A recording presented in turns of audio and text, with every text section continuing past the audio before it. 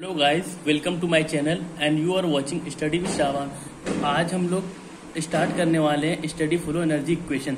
देखिए, बेसिकली मैंने steady flow energy equation तो फाइंड कर लिया था, बट यहाँ पर हम लोग क्या करने वाले हैं, steady flow energy equation for different devices के लिए हम लोग फाइंड करेंगे। तो देखिए, फर्स्ट डिवाइस मैंने ली टरबाइन। अब एक्चुअल में टरबाइन क्या है और उसकी इक्वेशन क्या है, तो यहाँ पे हम लिखते हैं what will be the steady flow energy equation for a turbine. Actually all the steady flow energy equation of a run under the some assumption। जितनी भी टरबाइंस होंगी या जितनी डिवाइसेस होंगी, वो जो उनका study flow energy equation find करेंगे, उसमें सम अजम्पशन को कंसीडर करना पड़ेगा। ओके, तो पहले हम लोग देख लेते हैं टरबाइन क्या होता है, टरबाइन की डेफिनेशन क्या है। Actually it is a device. कौन सी device? Mechanical. Okay, mechanical device in which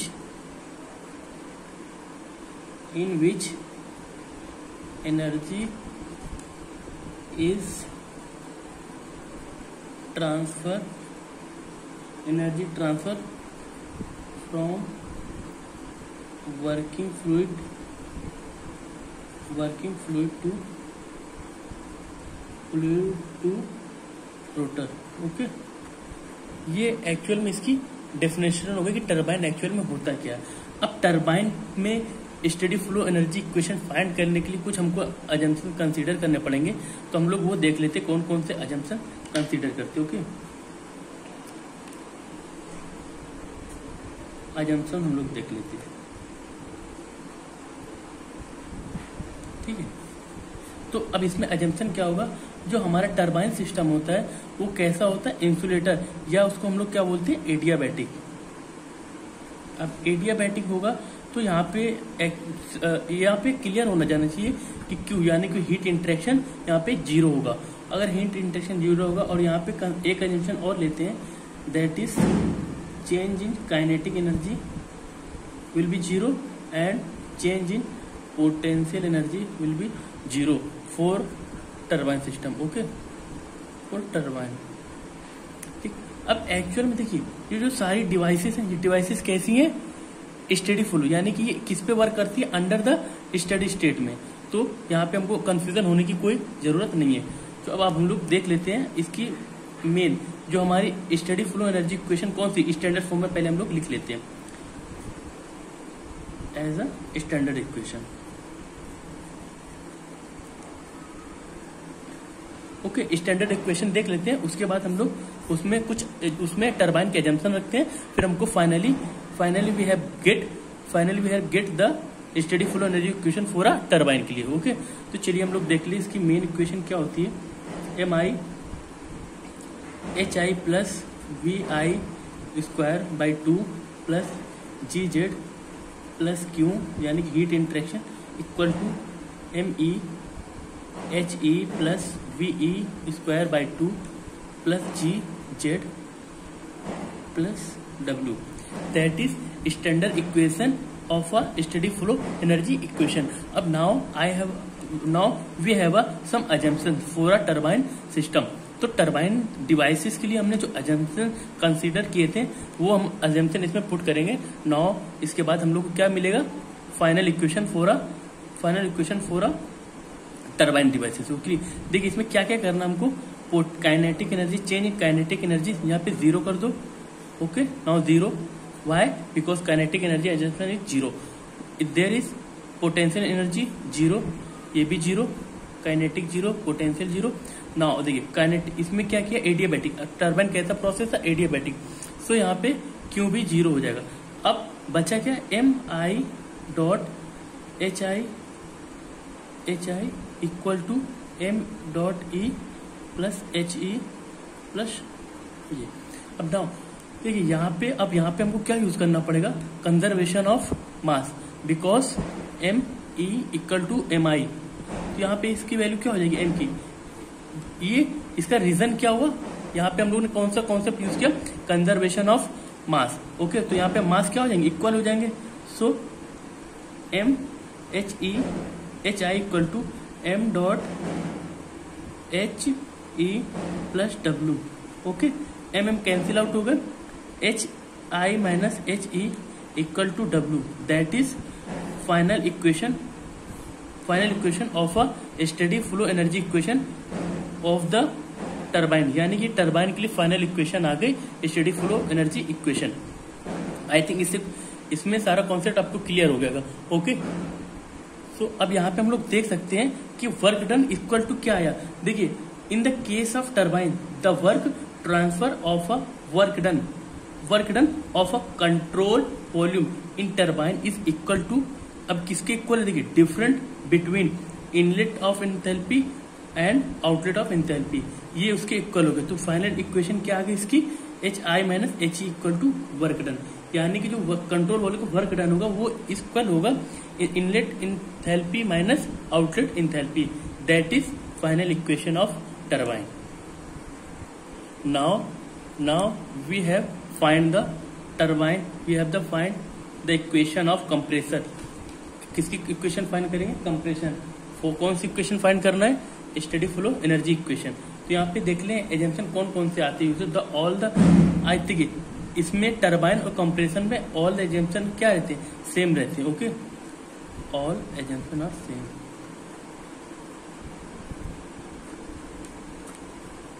okay, all assumption same रहते हैं। ओनली डिफरेंस किसका रहता है, ओनली डिफरेंस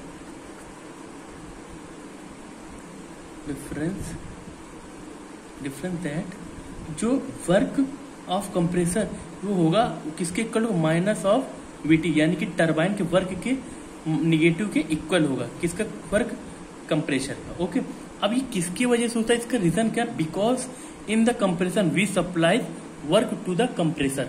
वहां पे टरबाइन में क्या होता है, कंप्रेसर वर्क रिलीज करता है, इसमें क्या कंप्रेसर को वर्क देना पड़ता है। Okay, so WC equal to minus, ये हो गया इसकी इक्वेशन। अब इसको हम पुटअप करते हैं इसमें। Okay, the compressor work is negative to the turbine work, ये इसकी डेफिनेशन हो गई। यानी कि HI minus HE equal to W, ये कौन सी इक्वेशन हो गई, टरबाइन की। अब इसमें हम क्या कर देंगे, माइनस के साइन के साथ अगर लगाएंगे तो यहाँ पे क्या हो जाएगा, देखिए, minus HI minus HE equal to work done. So negative sign क्या होगा, चेंज हो जाएगा, HE minus HI equal to W। यानी कि this is final equation of a compressor. ये फाइनल इक्वेशन किसकी होगी, कंप्रेसर का। So this is final equation of steady flow energy equation of a compressor. ये कंप्रेसर के लिए फाइनल इक्वेशन गैस हो गई। आई होप ये क्लियर हो गई। इसमें सारे एजम्पशन क्या रहते हैं, सारे एजम्पशन सेम रहते हैं। जैसे चेंज इन पोटेंशियल एनर्जी, इसको भी 0 मानना है। Change in kinetic energy, that is also 0। And heat interaction, ये भी बिकॉज ऑफ एडियाबैटिक। ओके, ये all assumption are similar as a compare to the turbine. Okay, I hope ये आपको compressor clear हो गया होगा। Now the next device is boiler. Boiler is also steady flow device. Inside the boiler what happen, अब हमको ये check करना है कि बॉयलर के अंदर का जो मैकेनिज्म है वो कैसा होगा, इसमें कौन कौन से एग्जाम्पशन अप्लाई होंगे या अप्लीकेबल होंगे। एक्चुअली बॉयलर क्या होता है, there is the heat exchanger in which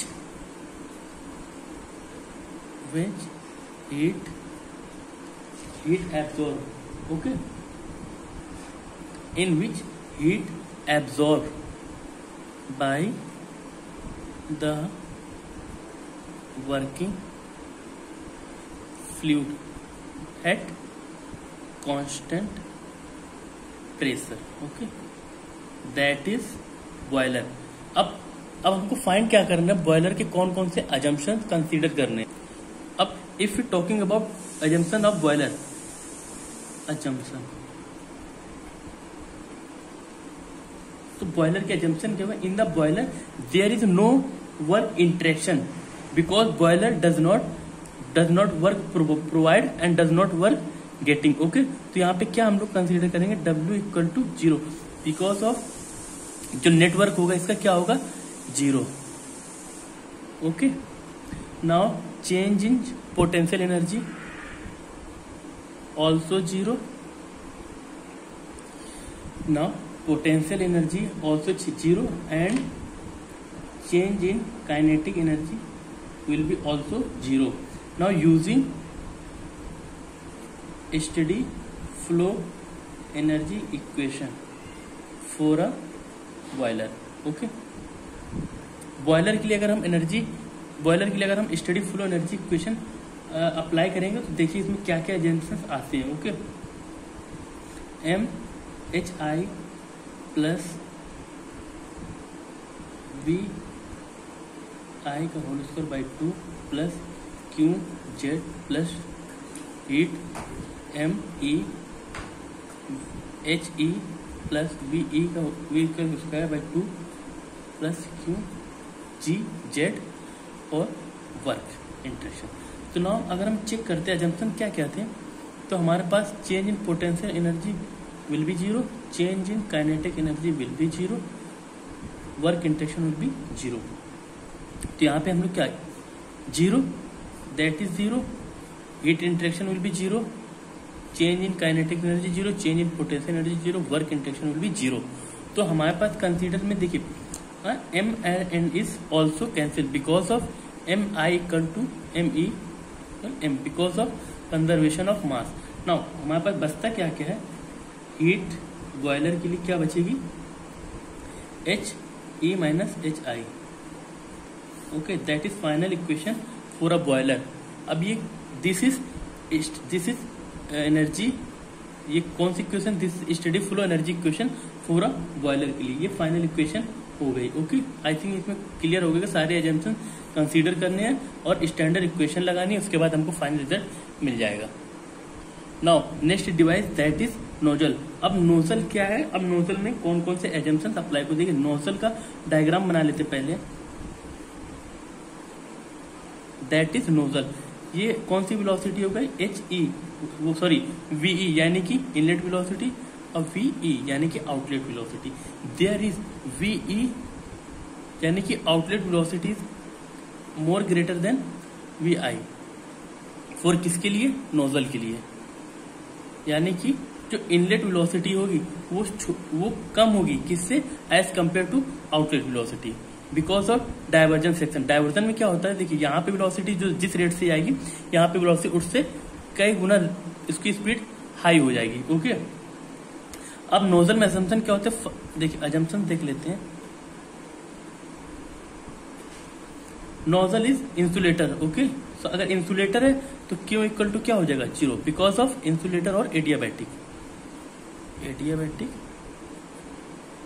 और insulator. Okay, now because of there it does not providing the work are zero. अगर वर्क प्रोवाइड नहीं कर सकते या वर्क गेटिंग नहीं कर सकते तो यहाँ पे क्या हो जाएगा, W equal to also zero and change in potential energy will be zero. These are assumptions first, second and third. These are assumptions for a nozzle. Okay.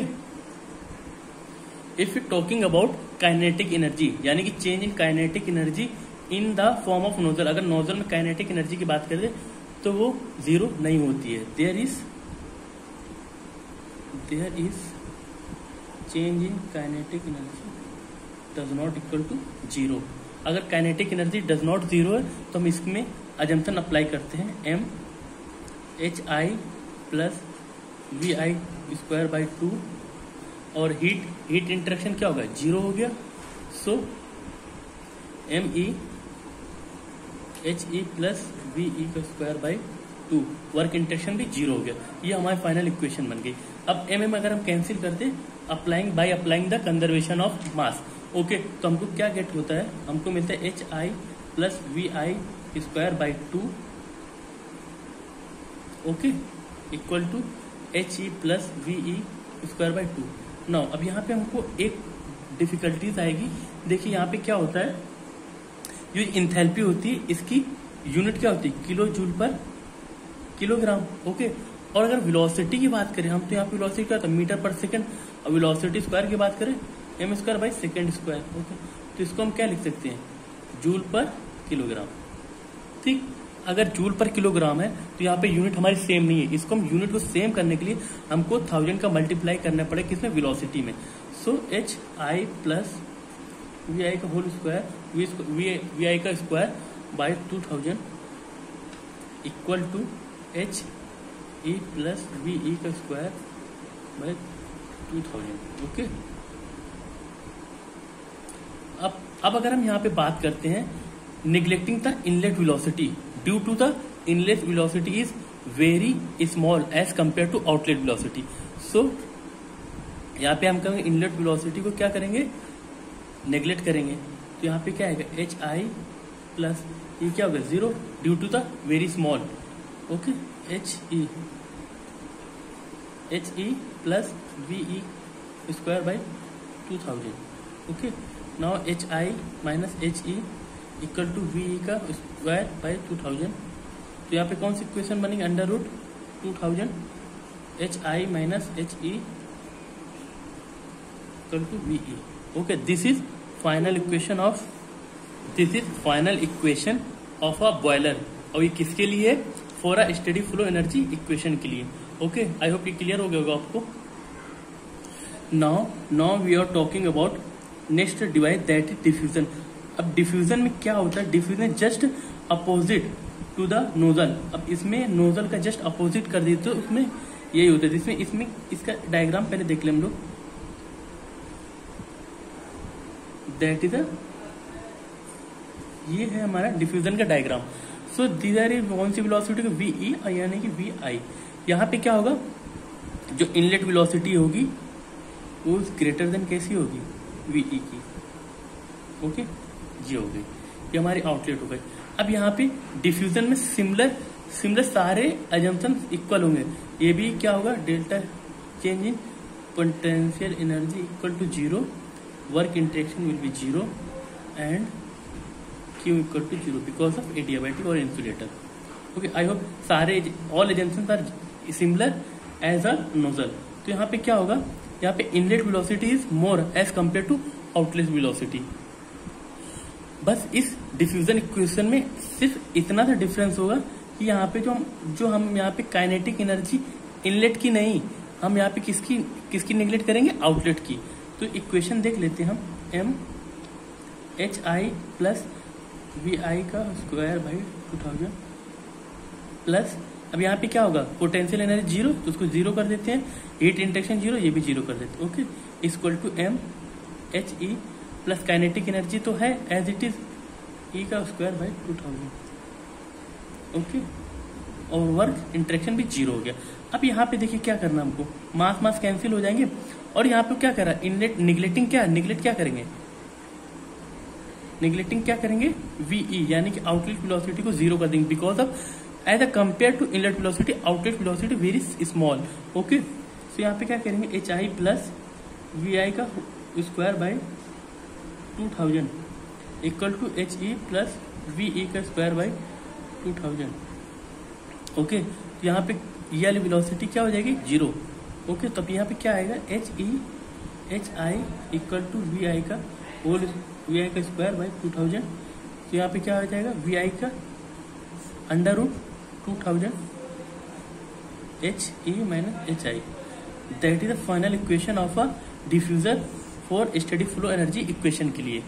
ठीक है, तो ये इसका और इस डिफ्यूजन और नोजल में सिर्फ इतना से सिंपल है कि उसमें इनलेट वेलोसिटी 0 होती है, इसमें आउटलेट वेलोसिटी को 0 कर देता है as a compare to diagram से देख के सारा चीजें हमको क्लियर हो जाती है। ओके, देखिए इस वीडियो में हम लोग ने diffuser, nozzle, compressor and boiler 4 device का steady flow energy equation find कर लिया है। आई होप आपको ये सारे कॉन्सेप्ट क्लियर हो गए। अगर इससे रिलेटेड आपको भी कोई भी क्वेरी या क्वेश्चन पुटअप हो या आपको कोई क्वेश्चन आ रहा हो तो आप कमेंट सेक्शन में जरूर बताएं और हमारे साथ जुड़े रहें। Thank you for watching.